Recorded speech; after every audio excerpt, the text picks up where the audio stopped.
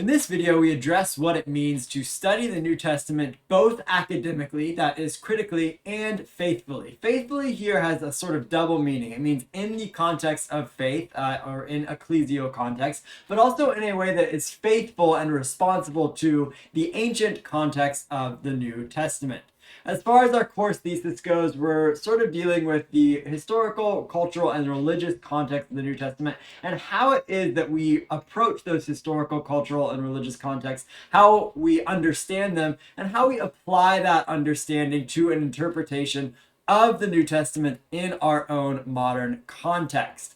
So, two terms that we need to get out there. You're going to see them thrown around often in this class and then also in upper division exegesis classes are exegesis and hermeneutics. When we're talking about exegesis, we're talking about using scholarly tools. Oftentimes these are called criticisms. Criticisms here is not construed negatively. It's not saying something bad about the text, but it's about using a method to explicate how a text means something or what a text means. Normally, exegesis is considered to be kind of historically oriented. We're looking back on the text, on the cultural context of the author, and how those things inform the text itself. Oftentimes, exegesis is thought to be objective. I put this in scare quotes here because one of the things we're going to say in this video is that the Bible is not self-interpreting. As readers, we always bring our presuppositions, our experiences, our own cultural context, our own commitments to the reading of the text, and that is not a bad thing. That's a thing that we need to recognize and celebrate in tandem with the history of the New Testament text. So when we think of exegesis, we shouldn't necessarily think of it as sort of a sterile, cold science where we can just come to it without any presuppositions, even though sort of historically that has often been how some scholars have thought about the term exegesis. And when we talk about the term hermeneutics, it's differentiated from exegesis insofar as it's more concerned with meaning and how meaning is made, and particularly on the reflection on a text and applying it to a modern context. So when we think in our own ecclesial context and what many of us are interpreting the New Testament for, this means applying the text in the context of preaching or in the life of the church or in the life of the individual Christian. So whereas exegesis is sort of looking back on the text and thinking about what it meant and what it means, hermeneutics really focus on what a text means, how a text means, and how it might be applied in a modern context. And this leads to the question, where is meaning? When we're doing this, the act of interpretation, where is meaning found? And using sort of this framework from the philosopher Paul Ricoeur, we can think about meaning as in three different places simultaneously. It's not in any one of these three places, but it's in the sort of amalgamation of the three. With the author, him or herself, that is authorial intent, the author in writing something wants to communicate something, and we may or may not be able to access that communication or what the author intended to communicate. And by writing, the author creates a text. Without the author and without the audience, the text does not exist. It's not there. So there's a way in which, when we're looking at the text itself, meaning is there in the text apart from the author, who in our case has long since passed from this earth. And lastly, meaning also resides with us as readers and audience, that we are doing the reading and we are ultimately interpreting the words in the text that the author has written, and we are bringing, as I said earlier, our presuppositions, our commitments, and ourselves to the act of interpretation, so that the Bible is not, it doesn't have one sort of meaning that is self-interpreting that we can just get back to, but since we are always bringing those experiences to the text, that's always going to affect the meaning of the text for us. And when we move these, when we move sort of to this emphasis on thinking about us as readers shaping meaning, it's really important for us to think about our own commitments and be self-reflective of our own commitments. And you'll see in the readings for this week that the authors of our introductory textbook very clearly lay out their own identities and their own commitments as readers of the New Testament. And what I want to do as one of our first actions in this course is for you to do the same thing. So what we're going to do for our lecture pause for this lecture is to describe yourself as a reader of the New Testament. Think about your identity. Think about what forms your identity and how that impacts the way that you read the New Testament. So pause the lecture here. Take as much time as you need for this one, 5 minutes, 10 minutes, and think about your identity and write down in a paragraph or two what those commitments are that you bring to the text and how they impact your reading. When we map those places that meaning lies, or where meaning is made in the space between the text itself, the author, and us as readers, we're engaging in what has been called the hermeneutical circle. Again, this is taken sort of from the philosopher Paul Ricoeur, and you'll see this often used as a way to think about interpretation. This is also the same way, if you take upper level exegesis courses with me, we'll kind of further engage the hermeneutical circle and spend time in each one of these different areas where meaning is made.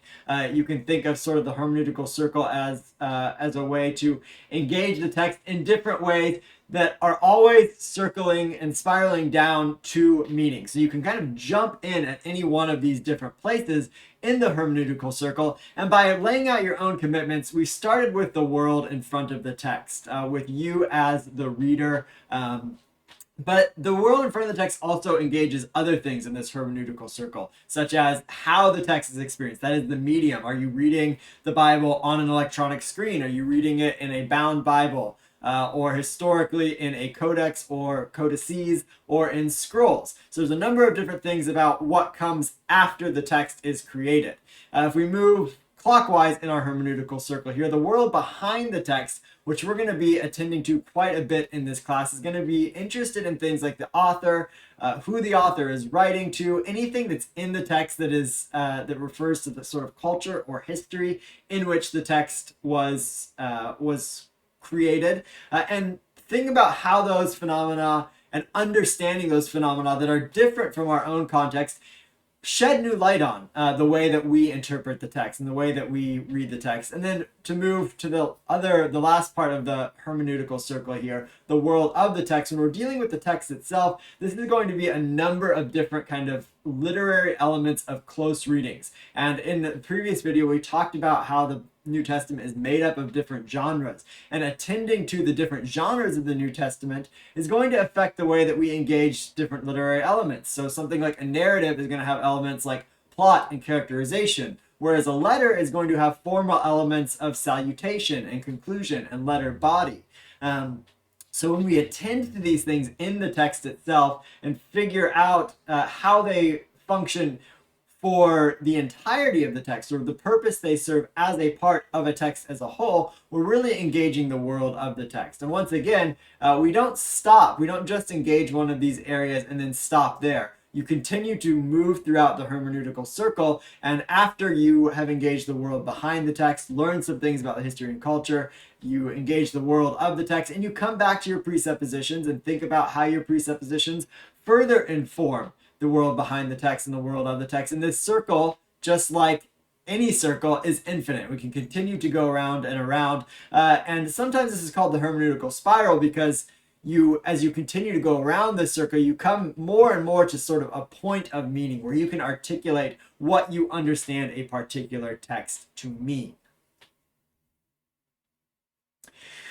What I want to do here is, sort of having laid out this hermeneutical circle or spiral, is give you a couple metaphors for what interpretation is. This is not simply to define interpretation, but to get us thinking about biblical interpretation in multiple different ways. So interpretation is an art.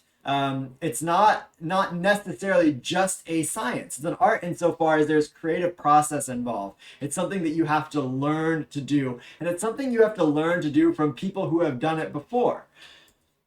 But at the same time, interpretation is also a science, especially when we think about exegesis and the sort of objective nature of exegesis. There are critical tools that we use, just as science uses critical tools. And there are methods that we use, just as science uses the scientific method to doing interpretation. Interpretation is also ongoing. This is getting at the nature of the hermeneutical circle. We don't interpret once and just be done with the biblical text, especially for those of us who are committed to it as authoritative scripture. We continue to come back to the biblical text, and our interpretations sometimes change. Interpretation is an individual affair. There's something about sitting over the text and reading it by yourself that is life-giving and spirit-infusing, but at the same time, it's also communal, even in the sense of doing this class together. Even though we are in a digital format here, we are engaging in a communal active interpretation. And this is sort of amplified when we think about the active interpretation for the service of the life of the church.